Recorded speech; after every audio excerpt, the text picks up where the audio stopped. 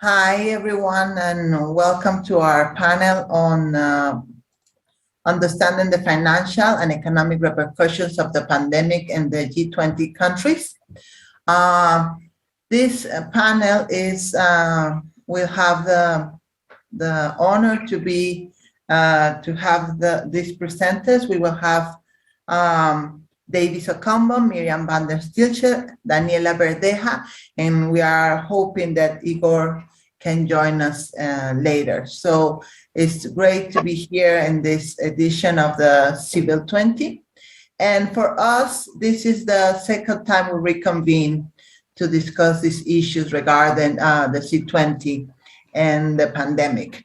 Last year in Saudi Arabia, we all came together in order to discuss the exchange of national experiences, the proposals from our different regions and countries in the context of the COVID-19 pandemic. We wanted to prevent predatory practices and talk about how we can realign global financial, fiscal, and monetary systems with the agenda of human rights, people-centered sustainable development, and climate action. We decided because even if there have been many changes in the world due to the pandemic, there are still some issues going on, and obviously we haven't overcome this problem. If so, maybe in some countries it's gotten even worse. So this year we came together again in order to reflect on the recent transformations in the economic sphere of the key G20 countries and in different regions, and to see the foreseen implications, what happened since last year when we had our previous conversation, and see how we can move forward and still on this agenda and all the issues that we know are pending at the international level. So yes, let me remind you what we were talking about and what were our main conclusions last year. So the first thing we all agree on was that the crisis did not start with COVID-19. There were many issues in the global economy that were pointing towards a crisis. For example, we identified the rapid increase in asset prices, and we could see that even after the 2007 crisis, we saw the skyrocketing of prices like Bitcoin, other crypto assets, home values, rentals, and obviously blue chip US equities. So this was happening even before the pandemic. Then another thing that we identified was there was a fiscal deficit in many countries and many areas, and a limited fiscal space. And here we can see how we talked about this situation in Latin America and what was the process already, what was going on even before the pandemic hit. So what other things we noticed also, there was low or negative economic growth in many regions that will be exacerbated by COVID-19. This is the case for Europe, and that was discussed by Miriam at the time.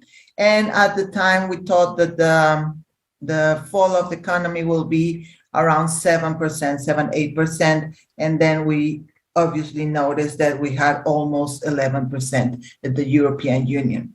At the time, we noticed also, Median expressed that it was basically that even when in Europe we had a service industry, a lot of them were small and medium companies that were not being protected in the midst of the pandemic.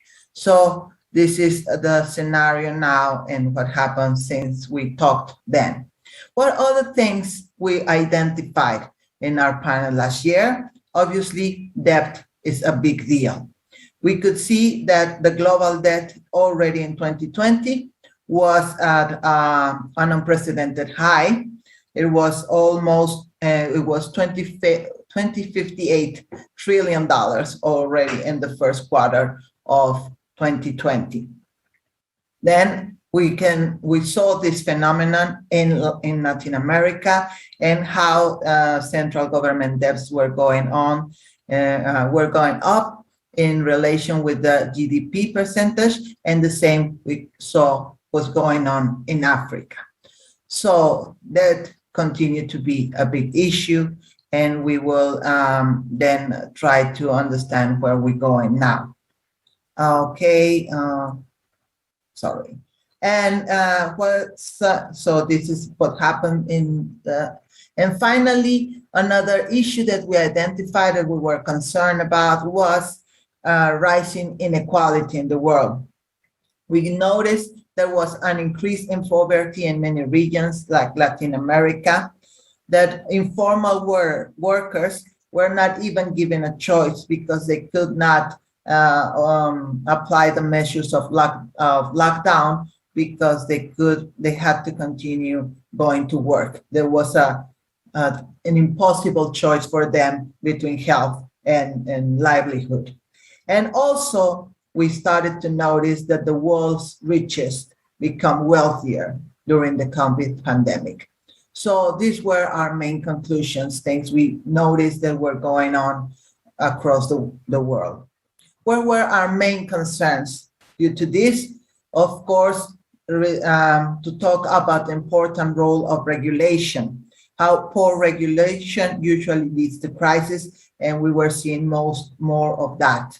For example, Miriam shared how some quick fix deregulation in the EU and the legal framework without conditions to restructure or benefit workers or staff or climate mitigation, and nothing to do with the pandemic. So basically it was just change of laws, but not really addressed to deal with these issues that we were seeing already, things that we were already witnessing. And also we were concerned about the risk of false positives, saying that as we started to witness the increase in asset prices, that this will be interpreted as recovery, and that will be mistaken, because it was actually a signal of an economic crisis that was pending. And also that even when creditors were mobilizing funds to different countries, these funds will not be enough. For example, at the time, Davis told us that there were already 50 billion allocated to Africa, but they were short because, in fact, there were needed 200 billion. So those were our main concerns at the time last year. And where were our key recommendations for the G20 countries? We said the most important thing is to have multilateral political consensus to be able to carry out aggressive long-term policy making. We also talked about raised the alarms on food and food prices, because we had already experienced in the 2008 crisis that after economic disturbance, the prices of food tend to rise, and we tend to experience scarcity. Another issue that was brought up to the table by Latindad and by Davis as well was the need of financial support in the form of the issuance and reallocation of special drawing rights. And we hope to listen something about that with our friend Daniela today. And obviously also the issue of capital flows that continues to be a big subject on international finance architecture, and how we need to move towards the use of capital flows management and controls coordination to make sure that money and resources are not leaving developing countries and being a source of wealth extraction. So this was what we talked about last year were our main concerns, our conclusions, and our recommendations. So what now in 2021? And for that, I would like to start with an overview from our friend Davis, so he can tell us what's going on in Africa this year. The floor is yours, Davis. Thank you. Thank you very much indeed, Dr. Montes Silvan, and I'm very much honored to participate in this panel. I'd like to share my presentation so that together we can see what we want to talk about at this time. So let me just share it now and see. Okay, so thank you very much, ladies and gentlemen. I will briefly speak about the financial and economic repercussions of the pandemic in the G20 countries, and I will specifically speak about the situation in Africa.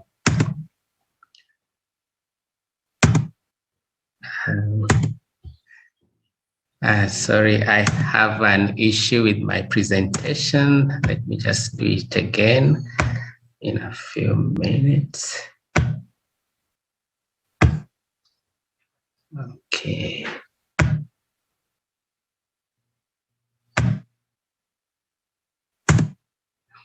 Okay, thank you, and sorry for that technical error. Now, ladies and gentlemen, we do notice that the COVID-19 health, economic, and social crisis have created an unprecedented global shock, but we in Africa really appreciate the efforts that the G20 countries have taken to mobilize vast public resources to tackle the impact. And we also do recognize that the world GDP seems to be recovering and expected to grow at 4.4. And we notice that the consequences are long lasting and there is growing inequality, especially in Africa. In Africa, we are also concerned about the uneven provision of vaccines.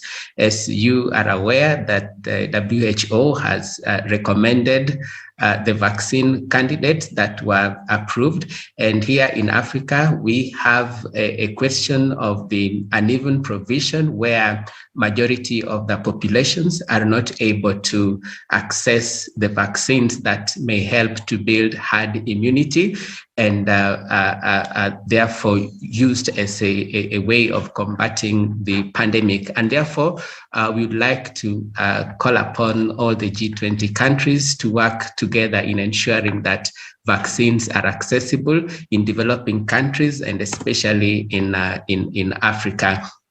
We do recognize that COVID-19 actually arrived late in Africa, I think way back in around March of last year. However, as we speak now, nearly all the countries in Africa, especially in sub-Saharan Africa, have experienced increasing cases of COVID-19, and there have been a lot of measures that were taken in lockdown and economy stimulus measures and so on.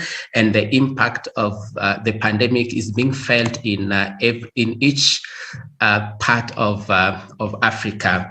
And sub-Saharan Africa is facing unprecedented health and economic crisis, and this seems to roll back the development gains that had been made in the previous years before COVID. And Africa now is facing severe food crisis due to contraction in agricultural production and lower food imports. Secondly, the growth in sub-Saharan Africa in 2020 has been worst on record at negative 1.9%, and this has increased the poverty levels in sub-Saharan Africa. It is expected this year 2021, that the region's economy will resume expansion at 3.4%. But of course, compared to the rest of the world, which stands at 6%, we are still lagging behind in Africa. And this has been worsened by the fact that most African governments do not have adequate fiscal space, and therefore the policy options to address the COVID-19 crisis is limited. In conclusion, we need an African policy response that is going to look into structural features and the constraints that Africa face. For instance, there is informal employment, which currently stands at 89% of total employment. And the informal employment has its constraints, for instance, inadequate health and unemployment insurance and paid leave. And subsistence is also threatened by prolonged lockdown, which many African governments have imposed, and this has limited the economic activities that the people in Africa can participate in. And secondly, there is the likelihood of collapse and failure of jobs, which in many cases are very, very temporary, with low remuneration and with a greater risk of injury and ill health. There is also the predominance of small and medium-sized enterprises that are very much prevalent in Africa. And all these constraints require an African policy response that can be tailored to ensure that we in Africa stand up again. Now, there are issues that we want to put forward to the G20.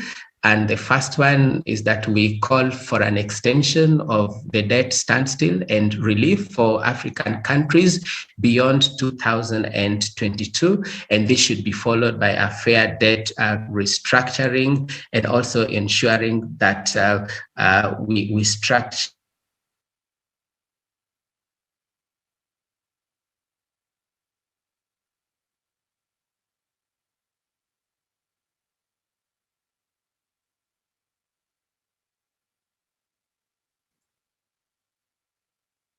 I think you're muted now, Davis. Mr. Davis, Davis, yes, we cannot listen to you anymore.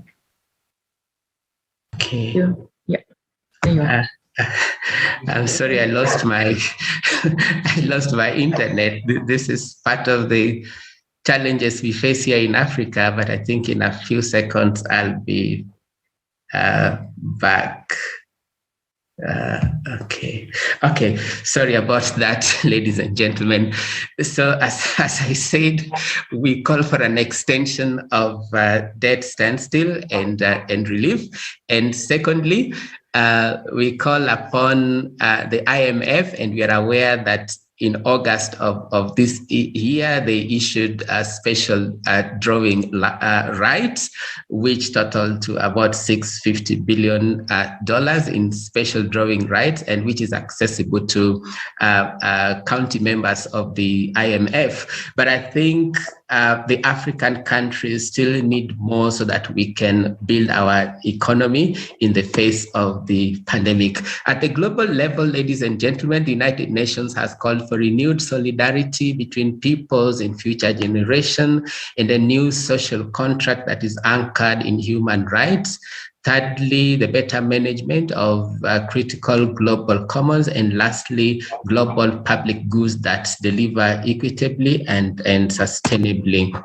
The United Nations Secretary General has also called for strengthening of social protection. In particular, he's called on the governments to reallocate public spending and set social spending targets.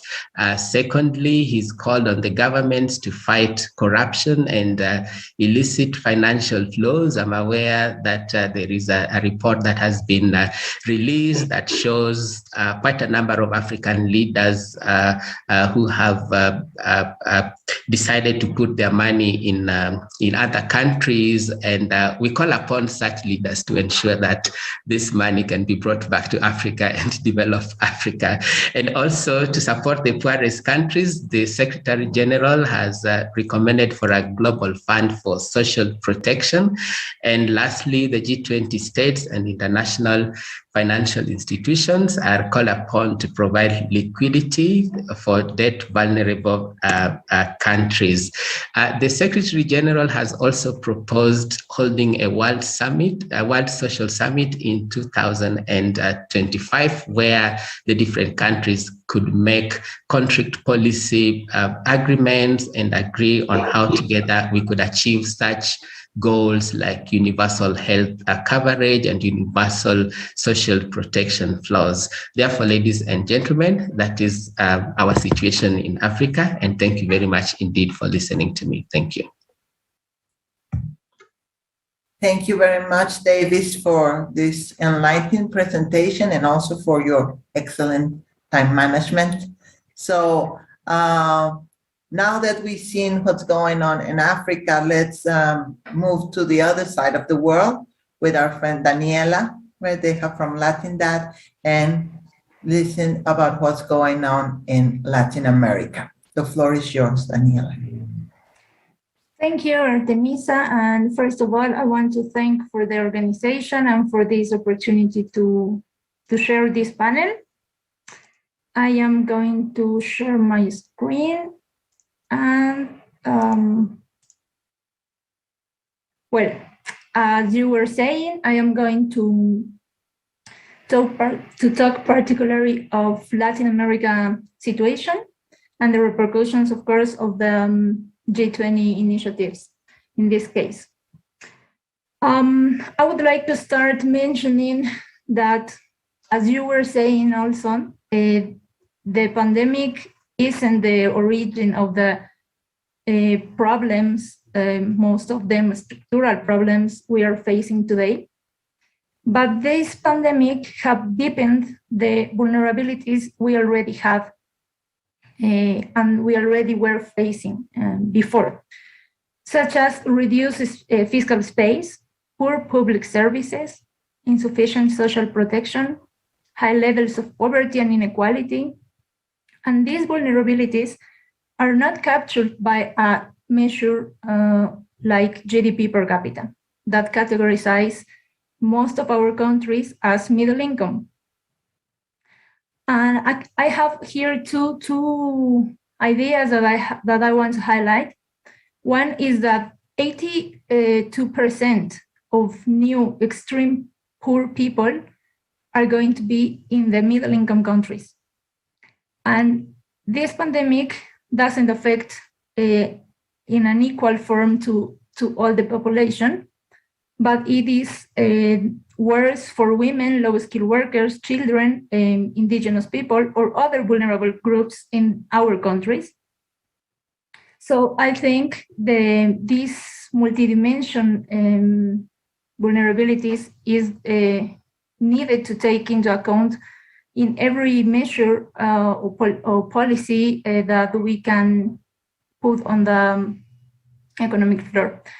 So the second idea I want to highlight is that, yes, we have some initiatives from G20, such as the DSSI and the Common Framework, but they are very limited, not only in terms of creditor coverage, but also in country eligibility. And these initiatives exclude middle-income countries that has high vulnerabilities and they don't have access to concessional financing. So this mixed with the reduced fiscal space that is what I am going to show is a really problem for our countries. I want to show a rapid overview of the fiscal and debt situation in Latin America. As Artemisa also has shown, we have pronounced fiscal deficits, as you can see in the chart that is at the left. And as you can see, in 2020, we already had overall balance negative, but those deficits increased in 2020. And of course, that has to be financed with, in this case, more public debt, as you can see in the figure that is at the right. The blue lines in both cases are the 2020, and the bars are the 2019. But in the case of Latin America, we also were seeing an increase in the domestic debt. And you can see that in this figure, and in this other, you can see the composition by June 2021 of the public debt by creditor residency. And as you can see, in some countries, the domestic creditors has a share bigger than their counterpart of the external debt in this case. So I think this is something to highlight in our region. And of course, when you see the debt, you also have to see the debt service. And in this chart that is from 2020, we can see that the region with the highest debt service in percentage of exports is Latin America. This, you can see here that this is 57%, and I have the updated data that is 59%. And we continue being the region with the highest debt service. So this is another risk, another vulnerabilities that we have, and that is not taken into account when these initiatives are also for the low-income countries. Another issue related to this is that we have some difficulties to have access to liquidity in financial markets.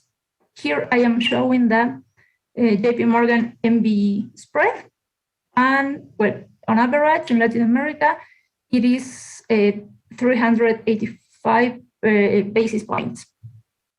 So this all overview show us that we have a little fiscal space, and we have difficulties to have access to resources. So we have a lack of resources that are that difficult our policy response to face the pandemic and the economic recovery, of course. Here I want to show that while developing economies announce plans lower, fiscal plans to face the pandemic lower than 10% of GDP, developed economies undertake plans around 20% of GDP.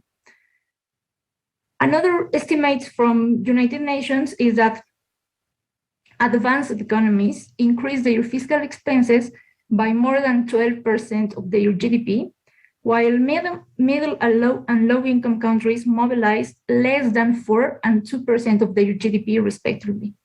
This I want to show with this map that is published by IMF in their last WEO report. And as you can see, all the Latin America region has budgetary fiscal support lower than 10%. And if we exclude Brazil and Chile, we have here that the rest of the countries have even a budgetary fiscal support lower than 7.5%. So this shows that the capacity to impulse the economy and face the pandemic is lower in our countries. And this not only affects how we fight the pandemic, but it also affects how we are going to face the recovery that, as until now, we think it is going to be unequal. Going again back to the G20 initiatives, I want to show these two little things. First one is that the UNDP study shows that 72 countries in the world shows high degree of debt vulnerabilities. From those 72 countries, 23 holds about 65% of total debt service at risk and are not eligible for the DSSI or Common Framework. So in going in that line, in Latin America, there are 9 countries that are highly vulnerable in terms of their sovereign debt, and only 3 of them, Honduras, Nicaragua, and Haiti, could have been eligible, but they didn't do so. So this is another picture of what is going on with these initiatives that are not relevant for this region until now. To face this lack of resources and this difficult access to liquidity, the SDR allocation was good news, not the amount expected, but it was some resources, some fresh resources for us. So we're going to, from Latin, that we're working on two sides. The first one is that two-thirds of this new allocation of SDRs are being directed to countries that do not need them. So we're working to push the rechanneling of these SDRs to the countries that need them. But this not have to imply more debt for the region, and we don't want this to leave out middle-income countries. And the second side of the work we're doing is that once our governments receive these SDRs, we don't want them to save them. We want to use them. And we recently launched a handbook for the use of SDRs for fiscal purposes. We want our government to, in this situation of needing liquidity, use these SDRs to face the pandemic, to vaccinate, to buy vaccines, because as Davis mentioned, this is one of the most important things we have to focus. Until we don't recover the health crisis, we are not going to recover the economic crisis we are being through. So to sum up, I want to highlight 3 ideas that are these debt initiatives are far from debt cancellation that some countries need, and debt restructuring mechanism is necessary to achieve a sustainable resolution of debt crisis in the long term. New loans are not the solution to the economic downturn, because it will increase the debt burden, even more so if they cannot involve concessional financing or fiscal consolidation and austerity measures, which only will increase poverty and inequalities. Thank you, Artemis. I am going to finish. The last idea is, in Latin America, are demanding to take into account these multidimensional vulnerabilities, social, economic, health, social, climate, that are hidden under conventional measure. Here I have some, excuse me, I have a problem with the, well, I have here a little ideas of CSO proposals that I think we're going to discuss following this. And well, thank you so much for your attention. Thank you very much, Daniela, for showing us the overview of Latin America and the particulars of its cases, because of the nature of being qualified as middle-income countries. They are not always considered in terms of international measures as the standard we are used to. So we're looking forward to discussing this in our second section of the panel.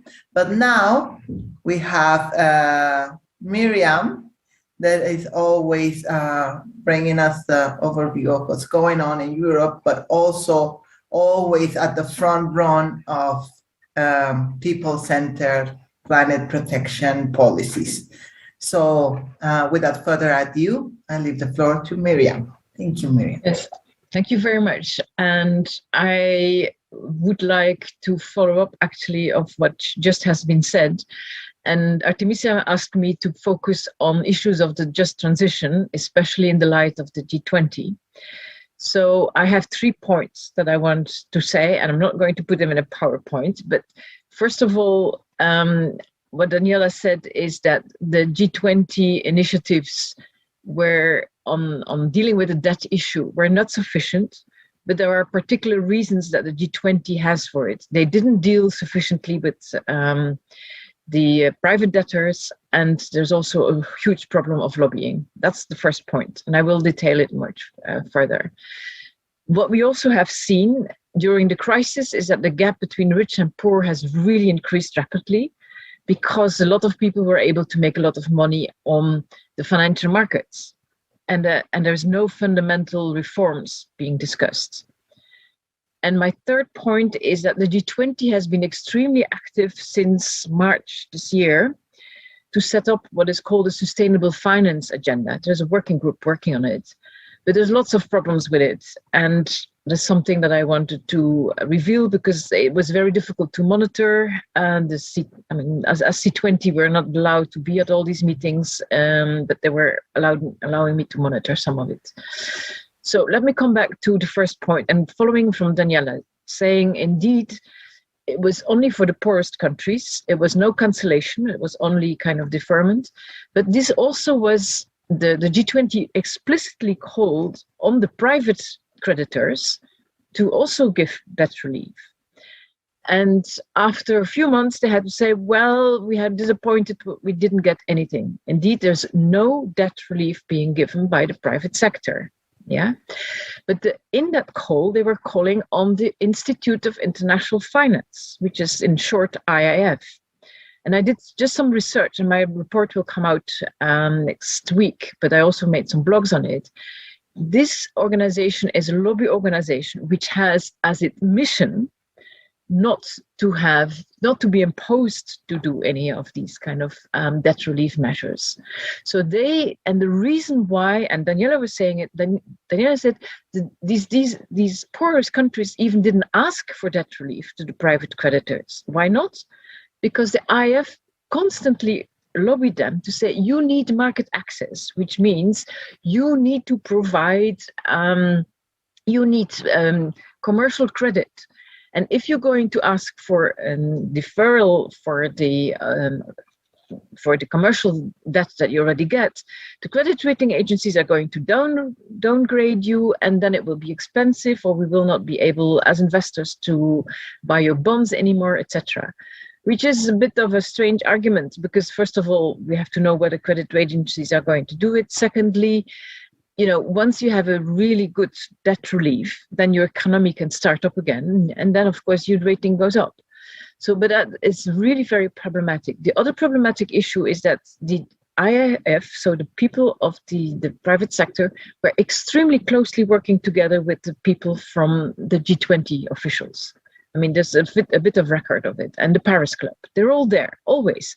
But the debtor countries are not there, civil society is not there, academics are not there. So this is very problematic. And it is continuing for the moment. Although I think for the moment there's a bit more probably distance, but not, for instance, in the Paris Club. There's still kind of, the private sector is still very much closely there, which means there's also a problem under the common framework. Which is after the DSI, whether or not they will give comparable treatment, which means now the private sector is supposed to be compelled to give equal debt relief as the bilateral donors. Not donors, I should say creditors, sorry. And, if they are saying no, then the whole process might stop, and then they have to threaten that they're not going to pay, whatever. So it's very problematic. And I think the G20 has been extremely lazy, basically, to try and deal with this problem. So, private creditors, financial markets, I would say, remember the bonds from developing countries, even from Zambia and from Ghana and so on, they are in the funds of BlackRock and Vanguard and so on. And of course, that's how they get a lot of profit out of it. Okay, so that's one thing. The second one is indeed, these financial markets increasing the gap between the poorest and the richest in these countries, in everywhere basically. A lot of savings went into these investment funds, and as I said, for instance, some of the bonds from Africa have 9% interest rate, which has to be given because Ghana, for instance, didn't ask for debt relief. So 9% per year of a 1 million bond has to go to these private creditors and to all those who are able to invest in it. I mean, you and I actually probably could do so if we would have the money. But that's how, kind of the markets are working. There was a lot of speculative products that were useful. And of course, we also have a lot of actors who are speculative. I just wanted to give one example, which I still find so striking. There, as you know, the tourism industry was extremely affected. Lots of people, millions of people lost their jobs, and of course the companies also were kind of not valuable anymore. So some hedge funds were speculating, and in 1 week they were able to gain 1 billion because of their speculation. Can you imagine? Well, kind of all these people were losing their job. Just to say, but these happened during the March 2020, which was extremely volatile, as you might remember. So the central banks had to come in. So they were providing money, and they still do this. So to get this to stabilize the financial markets, but that increases basically the way to speculate and to get higher. As you know, the financial markets the stock markets prices are very high for the moment, which doesn't make any sense. And probably the food prices and energy prices go up. And as you might know, the derivatives markets those who are determining the price, and they might be speculating again. So basically, the third thing is, if now the monetary policy of the G20 central banks, especially UK, US, EU, etc., are going to change, that will result in an outflow of developing countries, volatile money, and affect again the exchange rate, which makes it more difficult to repay it back. So again, fortunately, the capital controls are being discussed at the IMF. I don't know where they are. The G20 says they're supporting it, but I mean, this is something we really have to do. Third issue that I wanted to talk about is the G20 has really been very active on the sustainable finance agenda, but basically only to service the financial markets to build up like a sustainable finance industry, I would say. And that means that the approaches are voluntary, so there's no obligation to swift all these trillions of money to a just transition. Don't forget, like the green bonds, there's only 1 or 2% of the whole bond world, So the 99% of the financial sector is dirty. Let's put it in very simple terms. And the only way that they now want to support this transition is to say, well, you need better information of the companies, so we will improve the reporting, the accounting of the ESG data by companies, making sure that everybody gets the same standards. And therefore you will be able, and that's the thing, you will be able as a financial sector to do your risk assessment, whether or not these the investments you're doing in companies that are risky because of climate change. But that doesn't mean that they really have to look at, are you having an impact to improve the sustainability of companies, of countries, etc. So that's really problematic. And the third one is that they want more kind of public money to come up from the multilateral development banks, rather than saying we have to regulate the financial sector to move all this money in the right direction. The other problem that I wanted just to raise is that they are focusing on climate only for the moment. When asked, yes, what about just transition, the social aspects? Yes, we will do that in next years. And they're now going to define, I think by the 15th of October, we will see what it is, a whole program for the next years, what they will do on the Sustainable Finance Working Group. But of course, I mean, that's where we have to make sure that they also include real concerns of a just transition and kind of effective regulation. But that's something we want to discuss in our proposals, but I see that our time is moving. But that's where I wanted to end. Thank you. Thank you very much, Miriam, for this explanation, very, very clear and very to the point as usual, and also for your excellent time management skills. So it's a shame that Igor could not join us. We hope everything is going well. And so that gives us some space for our debate. We have up to 12 minutes. So I guess we can just consider some of the things that we notice. Unfortunately, many people consider that COVID-19 pandemic was an opportunity for change, and that we will start seeing different things. Many people, and even here, we call for not a new normal, but a different normal, a renewal of the system that could come from this reboot due to COVID. Unfortunately, we can see that many of the things that we feared last year came to happen, like the rise in prices, like the increase in inequality, and there were even, we can find more issues now. For example, we had a very optimistic or very good picture in Africa because pandemic had not hit so bad, but now we see because of the uneven distribution of vaccines, the pandemic is moving aggressively to Africa and other countries. We could also see that in countries like in Latin American countries, this construction of or classification of countries tends to ignore what's going really inside of countries and the differences that we can perceive inside of countries in terms of women and workers. We can also see that the drop in GDP has had a negative effect in many aspects, like people, like job security and fiscal space, that are even worse this year. And obviously, we see that countries have failed at most to support their citizens in many aspects due to their structural deficiencies, but also some of them, like in the case of Latin America, did not even direct resources to face the consequences of the pandemic. So being here at the G20, I think it's nice to have this discussion with civil society, but it's more important when we move to the presentation of our recommendations and what we would like to see in the G20 as an international actor and as the house of all these economies, the biggest economies in the world. So I see David disappear briefly, hopefully because of some internet glitch, I bet. So let's give the floor to Daniela, and can you please share, Daniela, your recommendations for the G20 countries and what would you like to see from LatinDat?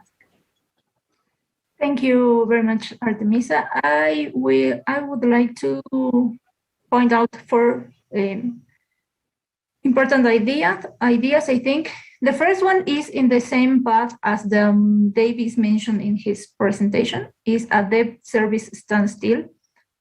We think that standstill on debt payments should be granted to all countries in debt distress. And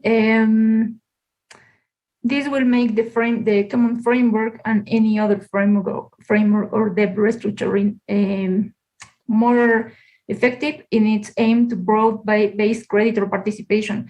And this is linked with my second idea, and as Miriam said, the private creditor engagement in these initiatives that we didn't see until now, at least.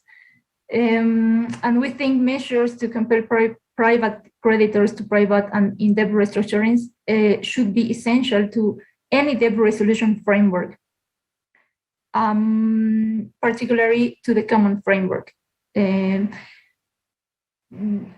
This is the same as we are demanding since the outbreak of the pandemic related to debt, but we think it's necessary to use an multidimensional vulnerability index. Develop an appropriate multidimensional vulnerability index relevant to eligibility and graduation criteria when determining access to concessional finance and debt relief. Maybe a little bit of marketing here. We are working on a vulnerability map that is going to be released in the next week, maybe. So we are going to show with this that all the dimensions of vulnerabilities we have, as I was trying to mention some of them in my presentation. And the last thing, well, again, related to that, is the concessional lending that we think some countries in our region needs.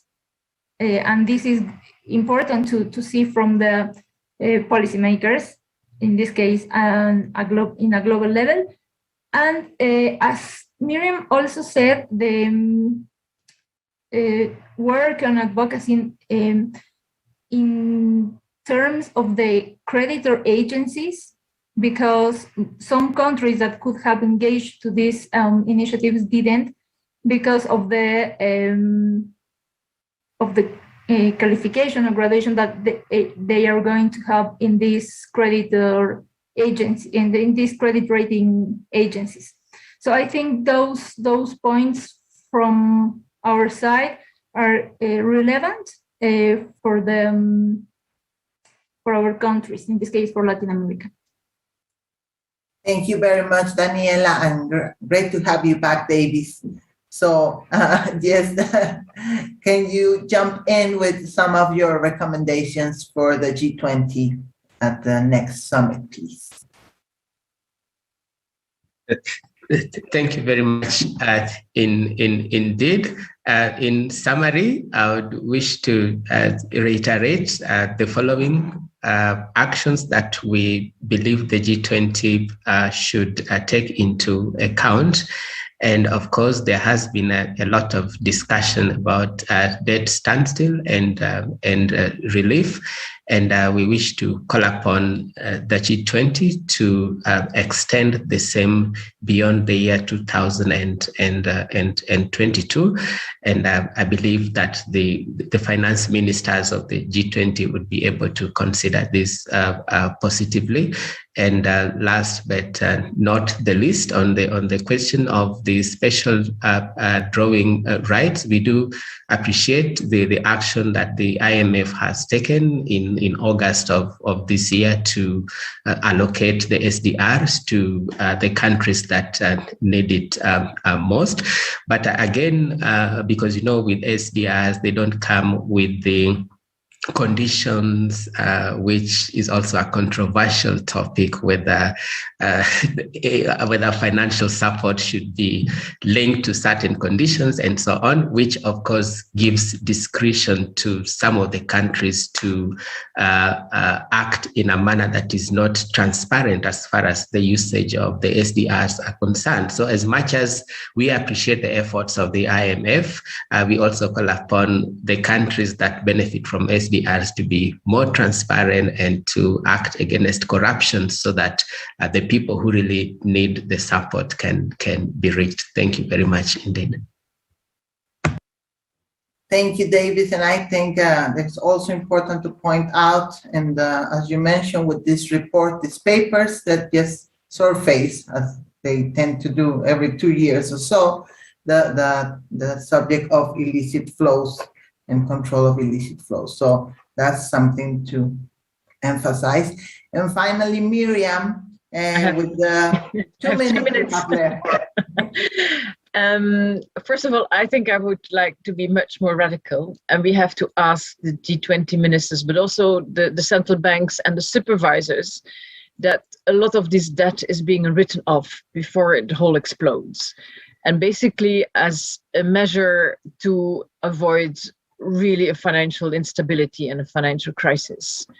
Because a lot of these loan bonds, for instance, were rated very lowly, so they were considered to be very risky. And then just to do as if everything can be paid back, I think is, and just to extend kind of the suspension doesn't make any sense. It has to be cancelled, part of it. And I think just as a supervisory and financial stability measure would be the arguments behind it. One. Second, I think the G20 Sustainable Finance Working Group has to coordinate with the working group dealing with debt, because it doesn't make any sense that the one Sustainable Finance Working Group says we will have to promote more financing of the sustainability, while on the other hand, the money goes out to repay the debt. I mean, it just doesn't make any sense. And we did make that remark to the Sustainable Finance Working Group at some point, but I don't know if it's happening. I don't think so. And thirdly, we have to make sure that the Sustainable Finance Working Group agenda for the next years fully integrates a just transition with all the social dimensions of it. And these are my 3 points. Okay, so we have a question on SDRs from Barry that says that we require, can we develop some alternative proposals to SDRs for development and avoid more debt? Unfortunately, we're running out of time, but we will make sure we get back to you with an answer. Barry, thank you for that. Great to hear from you. And as I can say, it was a great, wonderful experience to get together again to discuss these issues. And hopefully, if we manage to meet soon, we will be able to discuss a better picture of the world and bring different recommendations to the G20. So thank you very much for attending. Thank you very much for your insights, and also thank to everyone that was watching and following this panel. It was great to meet you all, and stay safe, take care, and best of luck, and keep the fight. Or try to comment or contact us if you have comments. You can find my name via the internet, I'm sure. It's on the website of my company, my organization, I should say, sorry. Thank you, everyone. Okay, see you. Bye-bye. Thank you very much, everybody. Bye.